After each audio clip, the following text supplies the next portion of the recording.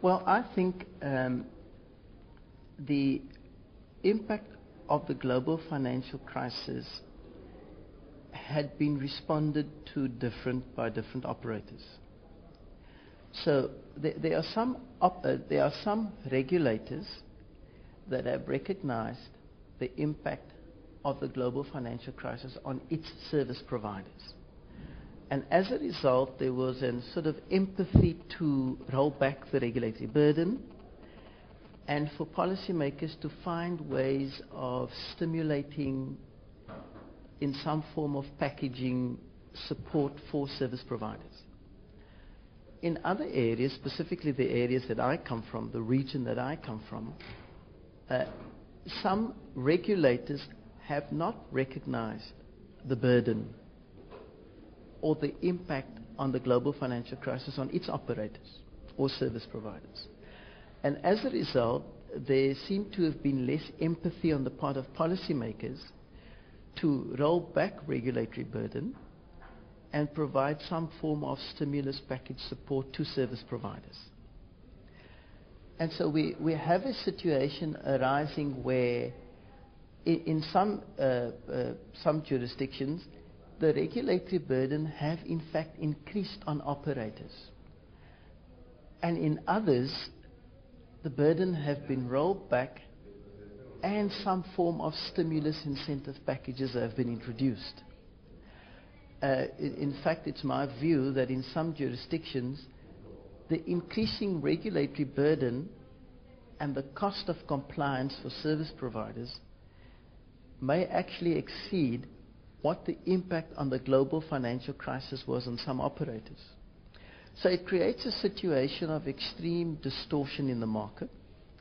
And in fact, the playing grounds are being made largely unequal, specifically if you are an operator in a developing country or in a region like Africa, where very few regulators have recognized the impact on the financial crisis on service providers, and in fact where no stimulus packages have been made available to its service providers. So while none of that have been forthcoming, there's still been an increased regulatory burden. So we are still sitting with prospects of local loop unbundling, of both mobile and fixed termination rate, of spectrum fees, of quality of service, of pro-competitive regulation that increases burden of compliance on service operators.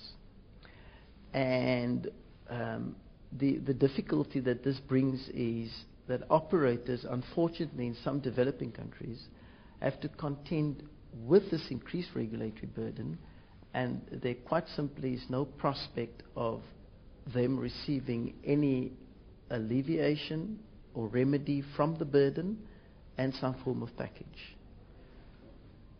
Well, I think in, again, the region where I come from, we've had a peculiar response to the global financial crisis. First of all, in some instances, as I've said, there was no recognition that in fact it had an effect on service providers. Now, if you go according to Professor Katz from Columbia's 3 models of strategic planning, for example, or direct state intervention or stimulus packages, in developing countries like South Africa and in the region, we find that, first of all, there is an absence of all stimulus packages. So there is no talk of that. We do find that there's a lot of strategic planning in terms of broadband, 2019 or 2020 vision of universal access and so forth. But interesting, we do find the model of direct state intervention, where the state themselves are planning, building and operating companies to provide universal broadband access.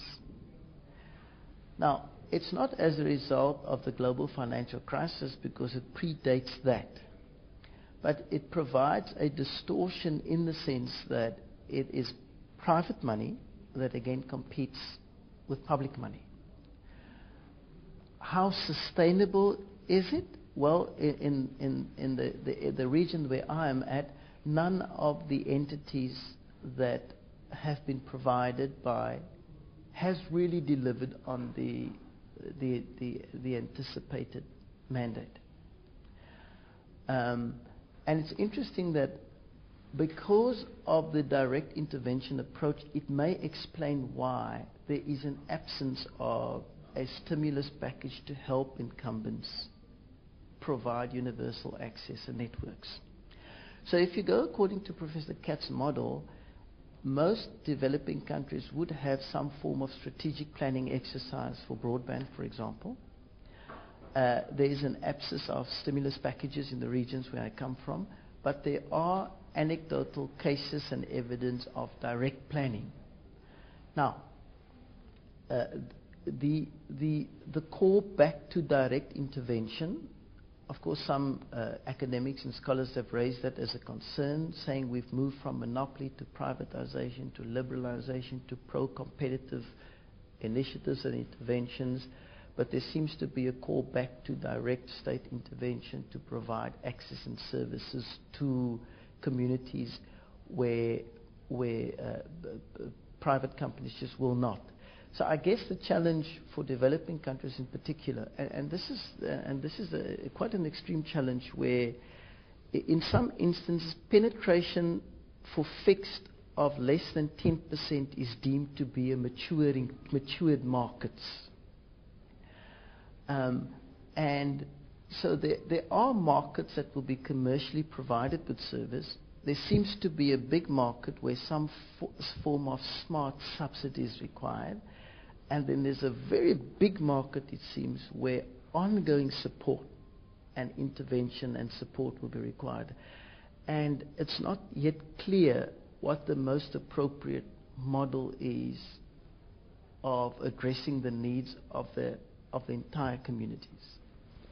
Well, we find in South Africa, for example, you would have, by SIM card, you would have penetration levels of 110, 112%, but for mobile. But actual, it's probably about 80% penetration for mobile. So it's considered a matured ring market, whereas fixed penetration, you're sitting at single-digit figures. Broadband prospects, we're already sitting, so between fixed voice and mobile voice, there's a factor of 10. For broadband, we are already seeing a factor of 2, where there are twice as many wireless broadband connections than fixed. Now, I'm of the view that it seems clear that mobile broadband will reach the factors that the fixed voice mobile have attained. But it does require a fixed infrastructure to do so. So it is still incumbent on operators to invest, whether it be the backhaul part of the network, whether it be the core part of the network. There's still a substantial amount of investment in fixed infrastructure required to carry the mobile traffic. And I think that is where the challenge is at the moment, both in terms of broadband voice, but also in terms of mobile data. We do believe that the solution will be a mobile solution, but it requires a commensurate investment and upgrade of fixed infrastructure, particularly the backhaul and the core parts of the network. And I think that is the challenge right now. How does one incentivize operators to invest in the fixed part of the network, where it seems that the returns and the revenues are greater in the mobile part of the network? And I think that will be the challenge for most developing countries, in the sense that it seems that the returns are really the mobile part of the business, but you do need the fixed underlying infrastructure to carry that. But the incentive and the returns are greater on the mobile part. And I think the challenge of most companies, we find in the South African context and in the African context, a lot of the mobile operators are investing in optic fiber rings. A lot of the mobile operators are moving out of the traditional mobile into the fixed and providing optic fiber backhaul and so forth. Simply because we do need an upgrade of the fixed infrastructure to support the broadband voice and the data services. So the challenge is to find and incentivize investment in fixed as well as to find and incentivize investment in mobile. Because it's just a matter of time before this broadband explosion in mobile takes place along the same path at which it did in the area of voice. So we are really sitting, I think, with a market in which mobile voice may be very close to maturing. Mobile broadband is at the early adopter stage. Mobile data is at the early adopter stage. So there's very good opportunities there. But again, it will remain so unless there is some incentive to invest in the fixed part of the network. And that is the challenge, I think, for South Africa and many other countries in the region.